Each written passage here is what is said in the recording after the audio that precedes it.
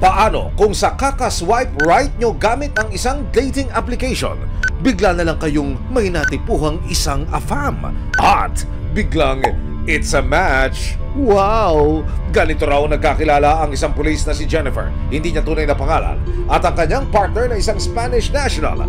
Nagkakilala kami through online sa isang dating app. And then 2018, January 31, nagkita kami sa isang tea shop. Ang kanilang relasyon at pagmamahalan nagbunga ng 2 anak.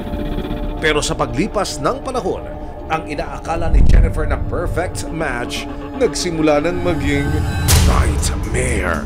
Dahil ang kanyang partner na itatago namin sa pangalang Simon, nagsimula na raw maging mapang-abuso. Humigit kumulang 9 na taon po kayo magkasama at kayo na mismo nagbanggit. Ganito ang klase ng relasyon. Anong epekto sa inyo nito? Physically po talagang binubugbog niya po ako eh. Pinasakal niya ako sa leg. Tapos binabato niya ng kung ano-ano yung mga bata. Lalo na yung 9 years old kong anak. Kung ano yung madampot niya.